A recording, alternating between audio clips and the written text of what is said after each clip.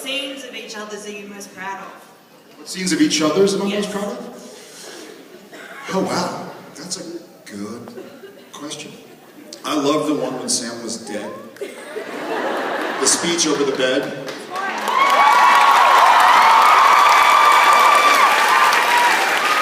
I love the one about torturing people in hell. Torturing people in hell. Those are the two. Basically, any scene that I'm crying like a little baby is.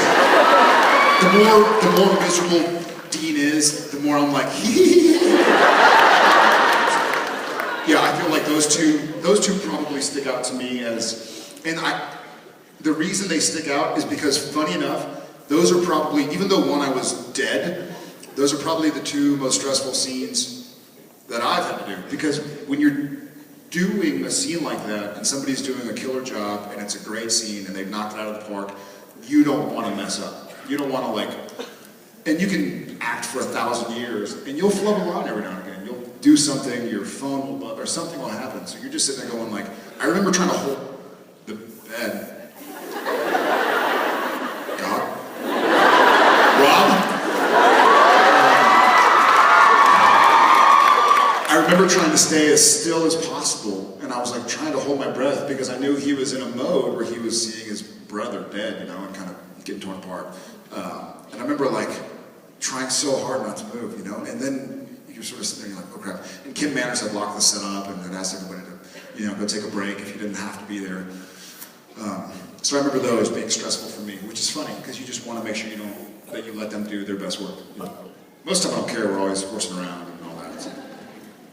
I'd have to say when he played Satan in the white suit.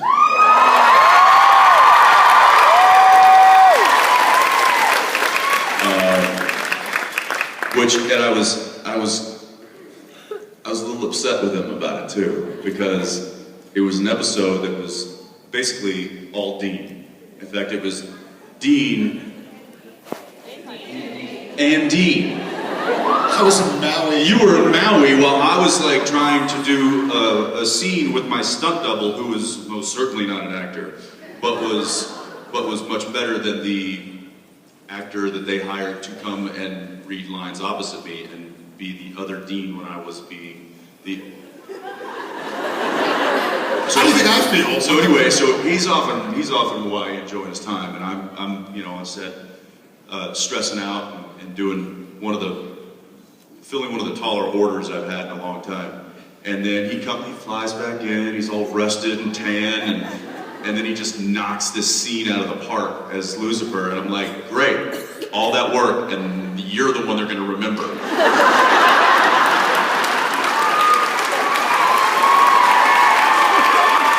I had to give it to him. That was an awesome scene. So, yeah. Thank you. Thank you. Hi. First of all, thanks for joining Twitter. You guys do a great job on that. We love that you interact with us so much. All the millions of things you do. Thanks for letting us bitch to airlines.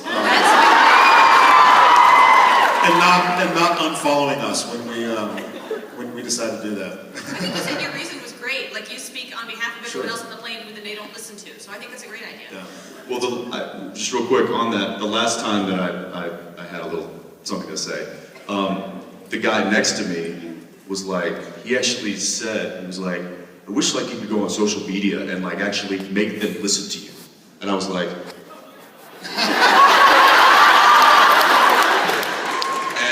and we were sitting next to each other, and we hadn't really introduced ourselves, and it was then when we were sitting on the tarmac for over 2 hours that I finally was we were starting bitching about it and this and that. And I introduced myself, and I was like, you know what? Watch this. And so I tweeted it out, and they instantly got back to me. And he was like, oh my God, who are you? And he goes, And I go, I'm nobody, but there's a few people out there who think I'm something, and they might be able to fight for me.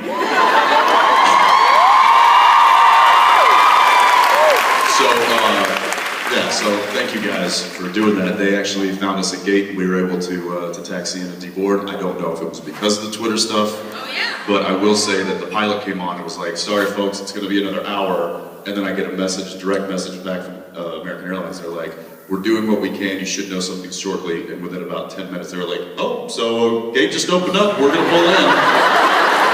The pilot gets on the... I'm not saying that it was that, but you know, it could have just been The pilot got on the intercom actually and went, okay, cabin, apparently some guy named Jensen has started a fit, so they're letting us deplane.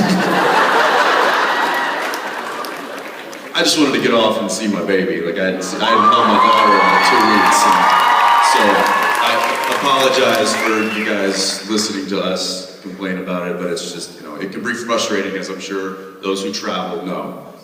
Anyway, sorry. What was your question? Yeah, no, what was your question? Last Christmas you tweeted a hilarious picture of the three of you all dressed up for Christmas. And someone said that they might have lost a bet to have to dress up as Santa and Mrs. Claus. Was there a bet? And what was the reason for No, that? the wardrobe could just put in our trailers like you're wearing this. All right. They waited until we, you know, it was like it was the final day of shooting before we broke for our 2.5-week holiday. And there's, for those who don't know, there's a fairly big holiday party that takes place on the set of Supernatural the last day of filming before we break. It's turned into this thing. People come from other shows. There is a massive, not an auction, a giveaway, a raffle. Thank you. There's a massive raffle that takes place. There's tons of money collected, goes to charity. It's a really cool thing. Well, people might start celebrating a little early in the day. So wardrobe just waited until we had started celebrating, and then they decided to put these outfits in our trailer and didn't say a word of it. So They knew we were primed to make a bad decision. yeah, they just waited until we were just right. Now, of course they'll put this on now. And we didn't. And I don't know why, and then next thing you know, I walk into the hair and makeup trailer, Jared's getting makeup put on his face, and I'm like, oh wow, we're really going for it, aren't we? And then we all had a great time, and everybody has a good time, and Jared, Misha, and I host the raffle, and there's music playing, and it's just a really fun time, so. Nice. Yeah. Makes for a great Christmas card. Absolutely. Thanks a lot. Hi. You're both fairly new dads, so I was just wondering, what is the most important thing fatherhood has taught you so far? I'm so sorry, you were right.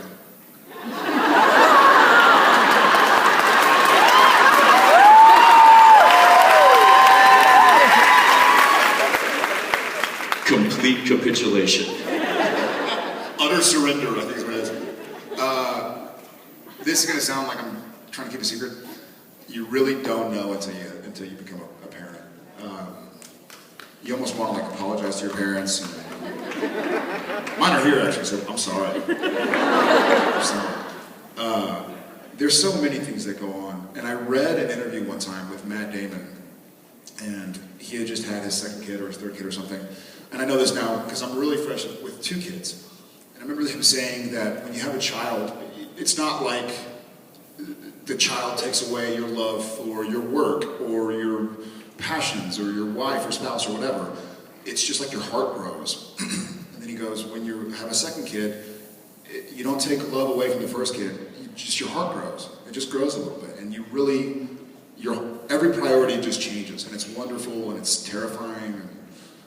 I get a lot more scared, I'm scared of flying now. I'm like Dean from Phantom Traveler all of a sudden. Because I don't want to be without them, right? So, anyways, I'm all set.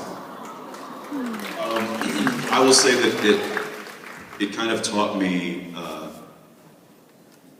how, I guess, selfish I actually was. Just in the fact that why I did things that I did, a lot of it was, and I'm sure most of you can relate, a lot of it is directly, I do it because that's how it directly affects me. It's what I have to do to get through the day. You know, I want to go to the gym because it makes me feel good, and I want to take a nap. I want to take a nap because, but then once I became a father, all of that became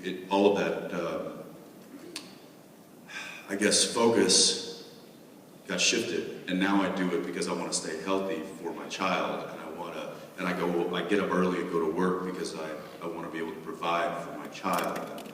It's just, it's all of a sudden the world that you thought was yours is not yours anymore. It's theirs.